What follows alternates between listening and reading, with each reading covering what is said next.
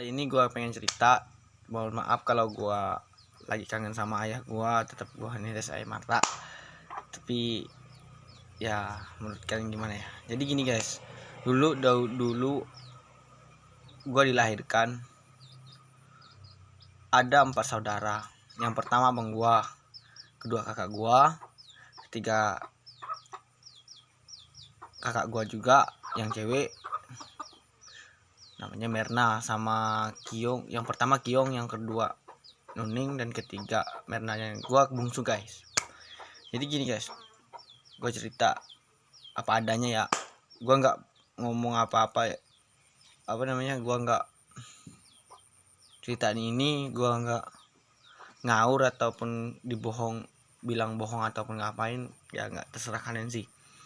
Jadi gini guys, pertama gua dilahirkan, gua belum pernah melihat sosok ayah gua atau bapak gua pertama lahir gua belum pernah lihat ya.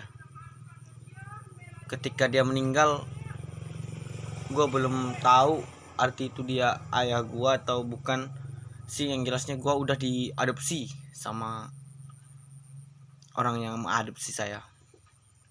Jadi gini geng, waktu pas tahun 2000-an atau tahun 2099 ataupun tahun 98 itu kan, itu susah sekali kan cari beras. Gue ditukar sama beras 1 kilo. lucu kan guys. Jadi pas gue ditukar beras 1 kilo ya, gue nggak tahu apa-apa. Kadang kan kenangan kalau gue itu umur gue itu baru 40 hari itu udah ditukar ataupun diadopsi. Bukan ditukar sih, diadopsi men. Jadi selepas itu gua nggak pernah lagi mengenal orang tua gua, siapa yang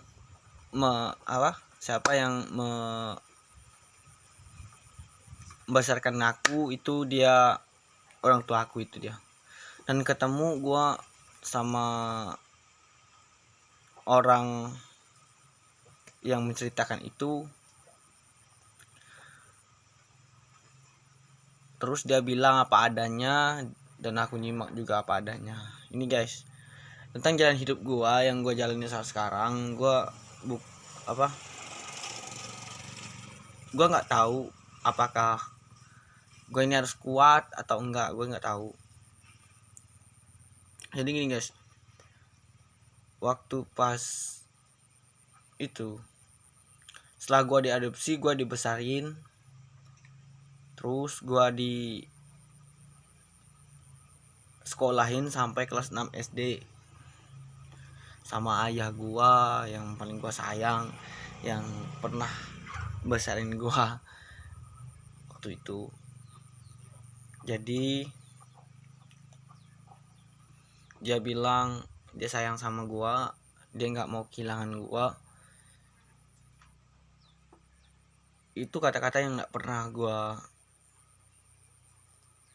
dalemin sih waktu itu. Ketika itu gua tamat kelas 3 SMP, kelas 6 SD, gua masuk kelas 1 SMP. Di situ gua benar-benar ngalamin ibarat itu frustasi benernya. Pas gua masuk kelas 1 SMP waktu itu, gua langsung langsung ditumbuk dari, berarti dipukul dari permasalahan rumah tangga gua men. Dan kemudian gua langsung bilang sama orang tua gua, apakah gua pantas untuk dipertahanin, dan bukan gua pantas untuk dipertahanin kalau memang ya gua itu harus bertanya dengan diri gua sendiri sih men. Tapi ketika itu orang tua gua lagi broken home. Jadi gua maklumin lah itu. Setelah itu gue terus bersekolah, terus belajar, dan tiba-tiba orang tua gue cerai men. Terus dia cerai, gue nggak bisa apa-apa, hanya diam menangis, hanya bisa tertawa dalam sedih, itu aja. Dan ketika gue pahamin sampai gue kayak gimana ya, kayak pokoknya kalian pernah sih ngalamin kayak gitu. Setelah gue bayangin itu semua memang benar-benar menyakitkan men. Sampai sekarang gue memang benar-benar menyakitkan. Ketika mama gue udah cerai sama ayah gue, dia bilang dia ingin membawa aku ke kampung dia, Kendawangan. Jadi pak itu mama gue nggak ngizinin men. Mama gue nggak ngizinin nih. Gue juga pengen ikut mama gue kan waktu itu. Ya gue ikutin kata mama gue.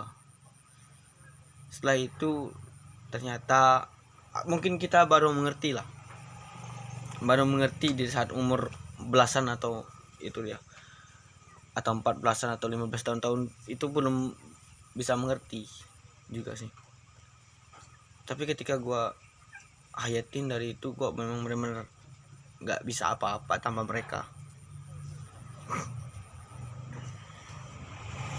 Setelah itu mama gue ada selingkuhan men, dia orang Jawa. Ketika gue memang nggak setuju sama sekali, gue memang nggak pernah setuju dia nikah sama orang itu. Gue memang nggak setuju.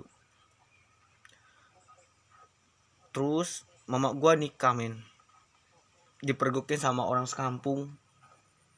Ya dilarang kalau bikin apa-apa, kalau mibar itu kan satu wanita ada laki-laki ibarat itu yang, sedangkan mama gua kan udah pisah sama bapak gua kan. Ya itu dia. Jadi dia bilang kayak gitu. Terus gua paginya sekolah men. Pas gua sekolah kelas 2, gua sekolah. Bener-bener gua sekolah memang ingin nyapai cita-cita gua. Dari dulu gua pengen jadi artis ya men. Bukan jadi artis bukan penyanyi, tapi memang jadi pemain sinetron. Tapi ternyata cita-cita gua nggak sampai, ya udahlah mau gimana aja kan, kita gitu aja. Lepas itu gua bayangin itu semua, ternyata gua salah.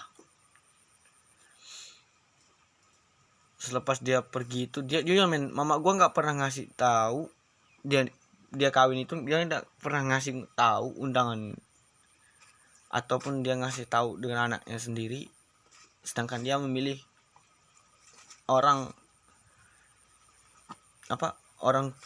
yang pernah diselingkuhin dia.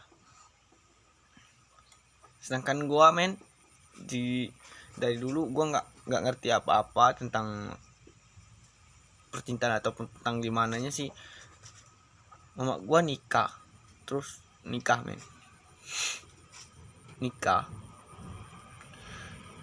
dari 2 hari yang sebelumnya dia udah menikah itu, orang tua itu baik-baik aja sama gua. Dan orang tua itu bener-bener pengen gua sama mama gua. Ternyata dia hanya menginginkan mama gua aja, bukan gua. Terus dia bilang dia sebelum mauin mama gua atau dia mau sama mama gua itu, dia itu belikan gua HP Nokia sama HP Mito, itu memang benar-benar ingat gua dalam pikiran gua sekarang.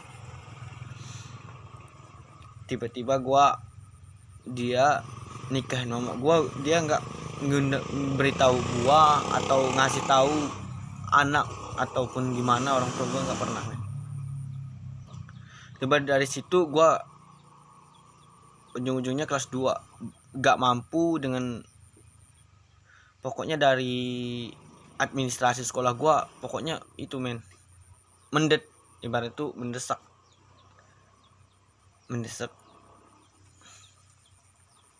ibarat itu gagal. Dari situ mentok, dari situ tuh gua berpikir gua mau cari kerja, dan terus gua mau cari yang bisa menghasilkan uang, yang penting bisa membiayai administrasi gua sekolah, dari uang OSIS ataupun dari mana-mana itu pernah men. Jadi setelah itu gua sadar gua bisa kerja, dan gua puji Tuhan gua bisa bayar administrasi gua men. Terus gua bayar administrasi gua, oke, fine, itu bisa diatasi. Kemudian dan bulan yang kemarinnya bulan yang akan datang itu nggak bisa gua batasin karena gua udah banyak banget nunggak itu semuanya administrasi sekolah gua. Jadi gua nggak mau gimana lagi, gua harus akhiri sekolah gua. Dan terus gua akhiri sekolah gua